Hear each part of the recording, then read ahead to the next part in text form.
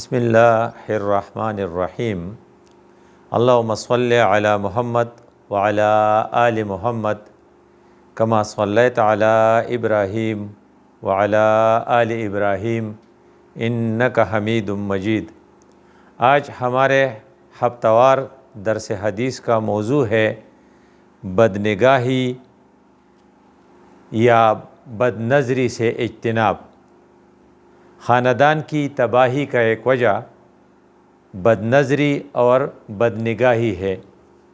بد نظری اور بد نگاہی سے اجتناب اس لیے ضروری ہے کہ مومن بد کرداری کی طرف تو کیا اس کے محرکات سے بھی بچتا ہے۔ گویا کہ بدکاری کے محرکات میں سے ایک محرک بد نظری ہے اور بد نگاہی ہے۔ قرآن کریم میں اللہ تعالیٰ نے سورۃ نور میں مردوں سے بھی کہا ہے کہ آپ اپنی نگاہوں کی حفاظت کریں، اور عورتوں سے بھی کہا ہے۔ آیات نمبر 3 سورۃ مومنون میں سورۃ نور میں فرماتے ہیں قُل لِّلْمُؤْمِنِينَ يَغُضُّوا مِنْ أَبْصَارِهِمْ وَيَحْفَظُوا فُرُوجَهُمْ، مومن مردوں سے کہہ دیں کہ آپ اپنی نظروں کو نیچے رکھیں اور اپنی عصمت کی حفاظت کریں۔ لیکن آیات نمبر 31 میں پھر عورتوں سے خصوصی طور پر کہا گیا قُل لِّلْمُؤْمِنَاتِ يَغْضُضْنَ مِنْ أَبْصَارِهِنَّ وَيَحْفَظْنَ فُرُوجَهُنَّ، مومن عورتوں سے بھی کہہ دے کہ اپنی نگاہوں کو نیچے رکھے اور اپنی عصمت کی حفاظت کرے۔ گویا کہ عصمت کی حفاظت ڈائریکٹلی پروپورشنل ہے نظر یا نگاہ کی حفاظت کے ساتھ۔ اس لیے رسول اللہ صلی اللہ علیہ وسلم نے اپنے ساتھیوں کو مختلف طریقوں سے سمجھایا ہے۔ حضرت جابر رضی اللہ عنہ فرماتے ہیں کہ جب میں نے رسول اللہ صلی اللہ علیہ وسلم سے اس کے بارے میں سوال کیا تو جابر کے الفاظ اس طرح ہیں سألت رسول اللہ صلی اللہ علیہ وسلم عن نظرۃ الفجاءۃ، میں نے رسول اللہ صلی اللہ علیہ وسلم سے اچانک نگاہ کی پڑ جانے کے بارے میں سوال کیا تو حضور کا جواب بڑا مزیدار تھا فَأَمَرَنِي أَنْ أُصَرِّفَ بَصَرِي، اللہ کے رسول نے مجھے حکم دیا اپنی نگاہ کو پیر لو۔ گویا کہ حضرت جریر بن عبداللہ رضی اللہ تعالیٰ عنہ سے رسول اللہ صلی اللہ علیہ وسلم فرماتے ہیں کہ اچانک اگر آپ کی نظر کسی نامحرم خاتون پر پڑ جائے تو اس کا علاج یہ ہے کہ فوراً اپنی نظر کو وہاں سے پیر دو۔ اور یہی بات حضرت علی رضی اللہ عنہ سے رسول اللہ صلی اللہ علیہ وسلم نے ایک اور طریقے سے کی ہے اور اس کا ایک اور پہلو سے اسے سمجھایا ہے۔ فرماتے ہیں لعلی یا علی، اے علی لا تتبع النظرۃ نظرۃ، آپ ایک نظر کے بعد ایک نگاہ کی بعد دوسری نگاہ نہ ڈالیں۔ نامحرم پر ایک نگاہ اگر آپ کا پڑ جائے، ایک نظر پڑ جائے تو اگلا نظر آپ کی نہیں ہونی چاہیے، آپ ایک نگاہ کے بعد دوسری نگاہ آپ نہ ڈالیں۔ اور پھر اس کو اور ایکسپلین کیا فَإِنَّ لَكَ الْأُولَىٰ، ہاں تمہیں پہلی نظر کی تو اجازت ہے، وَلَيْسَتْ لَكَ الْآخِرَةُ، لیکن دوسری نظر کی آپ کو اجازت نہیں ہے۔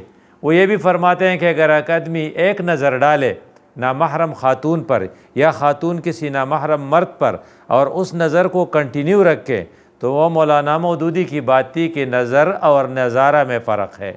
یہ نظر نہیں ہوا، یہ نظارہ ہو گیا۔ گویا کہ بدکاری کی پہلی سیڑھی جو ہے وہ آنکھوں کی آوارگی ہے۔ اسی بنا پر اسلام نے سب سے زیادہ زور نظر کی پاکیزگی اور عفت پر دیا ہے۔ آپ اپنی نظر کی حفاظت کریں گے تو آپ کی عفت، آپ کی عصمت محفوظ ہو جائے گی۔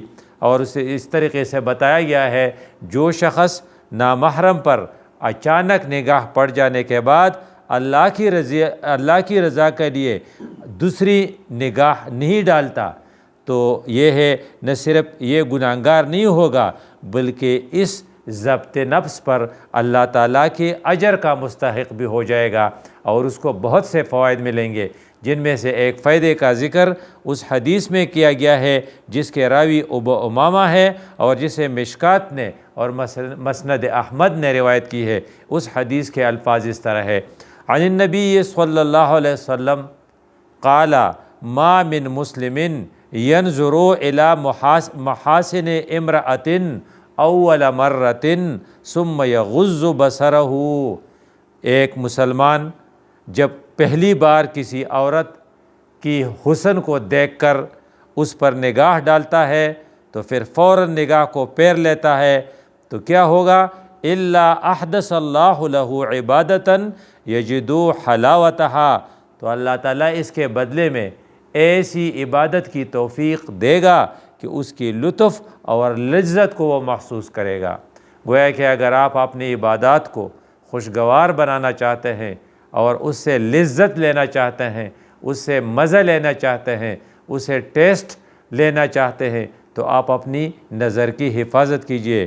جو لوگ اپنی نظر کی حفاظت کرتے ہیں اللہ تعالیٰ اس کے بدلے ان کو عبادت کی لذت، عبادت کی شیرینی اور عبادت کی حلاوت نصیب کرتا ہے، اور وہ ایک ایسی شیرینی، ایسی حلاوت ہے جسے محسوس تو کیا جا سکتا ہے، زبان اور قلم سے اس کا اظہار ناممکن ہے، وہ دل ہی دل میں یہ خوشی محسوس کرے گا۔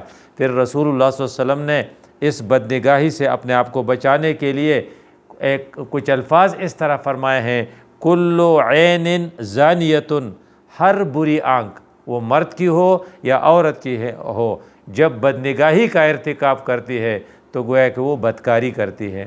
اس لیے رسول اللہ صلی اللہ علیہ وسلم نے سارے دروازے بند کرنے کے لیے ڈیٹیل بتایا، جس کے راوی ابو ہریرہ ہیں اور جسے مسلم نے روایت کی ہے۔ الفاظ حدیث کے ایسے ہیں: فالعینان زناہما النظر، آنکھوں کی بدکاری جو ہے وہ شہوت سے دیکھنا ہے۔ گویا کہ آنکھیں اگر بدکاری کرتی ہے تو وہ اگر کسی کے حسن، کسی کی شباب سے لطف اندوز اور سرور حاصل کرتی ہے تو گویا کہ وہ بدکاری کا ارتکاب کرتی ہے۔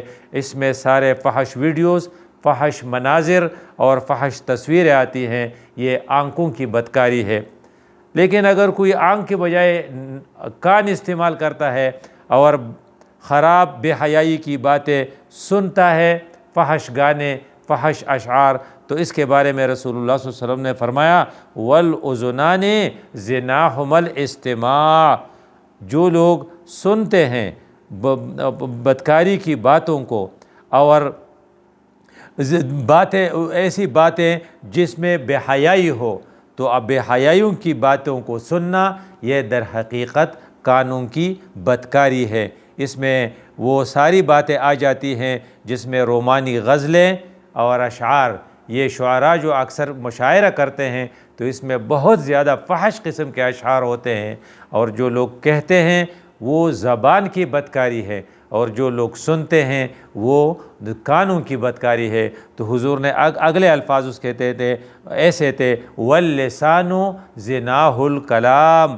اور زبان جو ہے اس کی بدکاری کلام ہے۔ اگر آپ فحش اشعار بولتے ہیں یا فحش گانے بکتے ہیں یا فحش الفاظ اور فحش گفتگو کرتے ہیں تو گویا کہ آپ کی زبان جو ہے وہ بدکاری کا ارتکاب کرتی ہے۔ اور پھر حضور نے اور بھی ایکسپلین کیا: والید زناح البطش، اور اگر آپ کے ہاتھ اس میں استعمال ہوتے ہیں، اس میں کسی کو پکڑنا اور کسی کی طرف کنکریاں پھینکنا یا کسی کو خط لکھنا، میسج بھیجنا، یہ ہاتھ کے بدکاری میں آتا ہے۔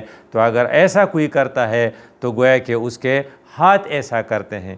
اور اگر کوئی اس کے لیے چلتا ہے، جاتا ہے، خواہ وہ پیدل جاتا ہو یا گاڑی میں جاتا ہو، موٹر سائیکل پہ جاتا ہو یا جہاز میں جاتا ہو، تو اس کے لیے فرمایا: والرجل زناح الخطا، وہ جو ہے یہ پیر جو ہے پیدل چلے، سواری پر جائے، اس مقصد کے لیے گویا کہ اس کے پیر جو ہے وہ بدکاری کا ارتکاب کرتے ہیں۔ اس لیے بدکاری سے بچنے کے لیے آنکھوں کی حفاظت بھی ضروری ہے اور کانوں کی حفاظت بھی ضروری ہے، زبان کی حفاظت بھی ضروری ہے، اور اپنے ہاتھوں کی حفاظت بھی ضروری ہے، اور اپنے پیروں کی حفاظت بھی ضروری ہے، کیونکہ مومن کا کردار یہ ہے کہ وہ بدکاری کے سبب سے بھی دور بھاگتا ہے، اس کے قریب نہیں پٹکتا۔ اقول قولی ھذا استغفر اللہ لی ولکم ولسائر المسلمین۔